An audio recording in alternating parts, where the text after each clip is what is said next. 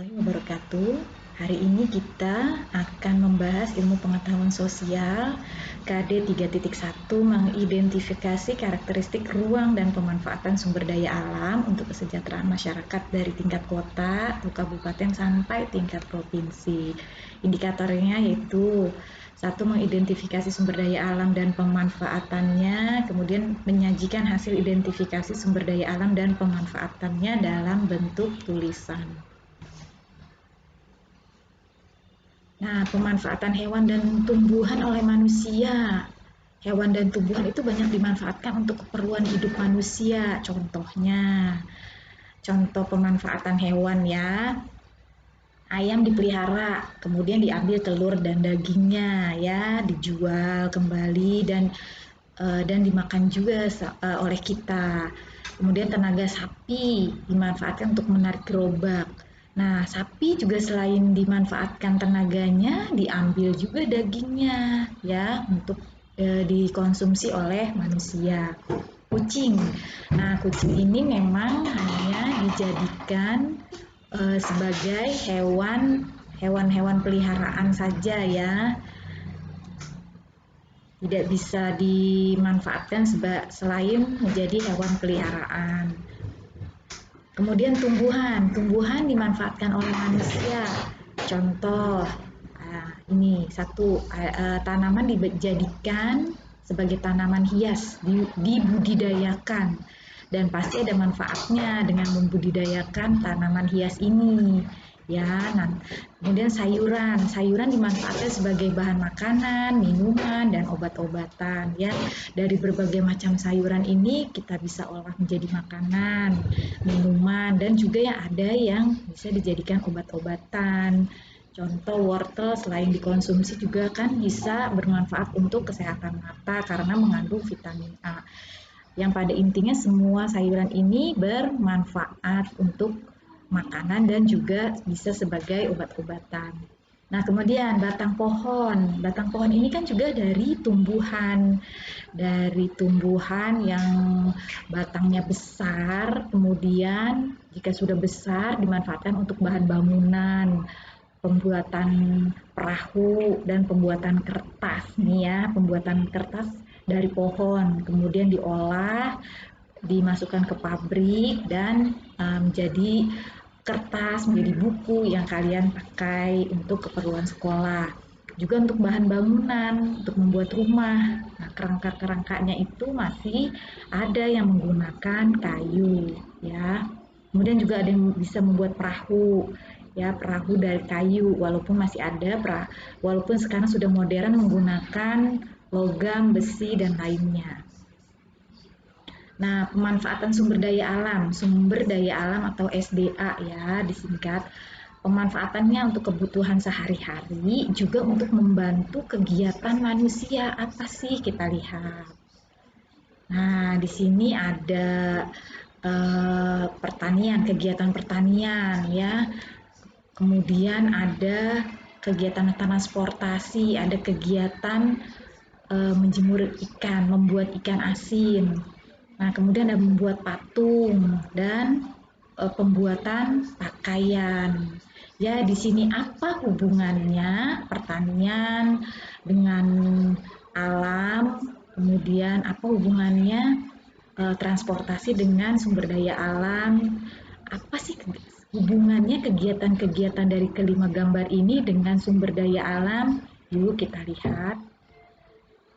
Ya, pertama kegiatan pertanian padi nih, kita butuh sumber daya alam apa yang kita butuhkan? Matahari, air, tanah, udara, kotoran hewan, kerbau, semua ini bisa dimanfaatkan. Matahari untuk tanaman padi, mereka butuh matahari sebagai proses fotosintesisnya ya. Kemudian pada pada siang hari dia untuk menerangi, kalau tidak ada matahari pasti menjadi gelap.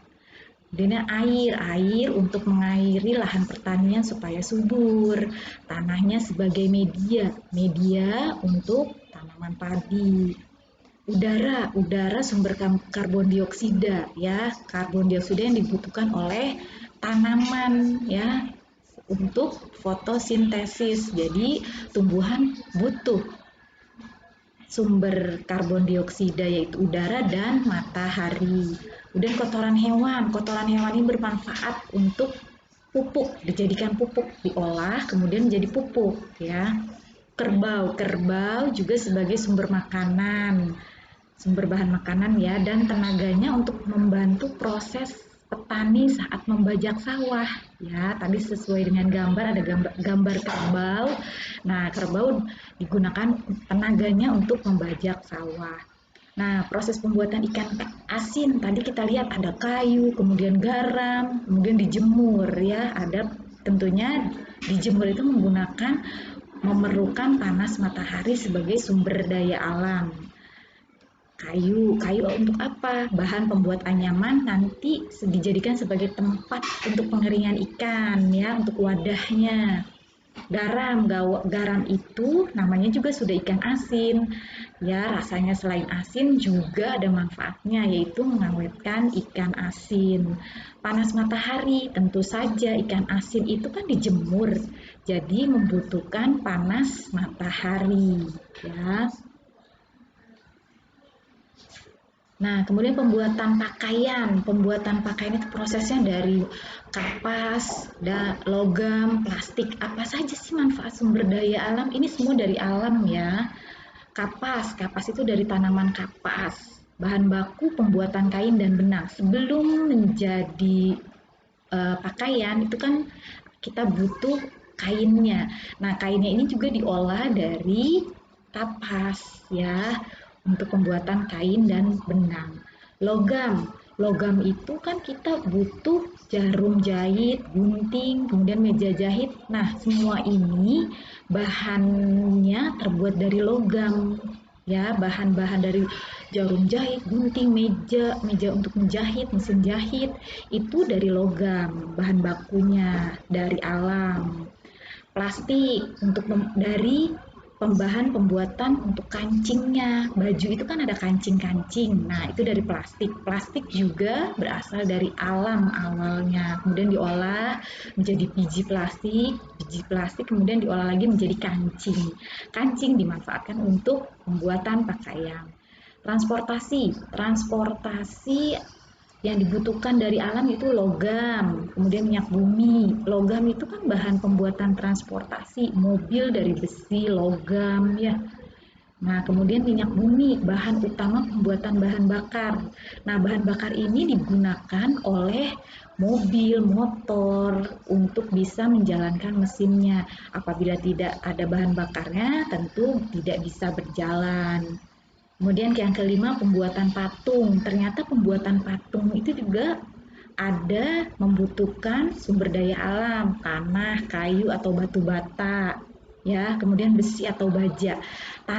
Kayu dan batu bata itu sebagai bahan baku pembuatan patung. Ada patung yang terbuat dari tanah, ada juga yang terbuat dari kayu atau batu bata juga ada ya.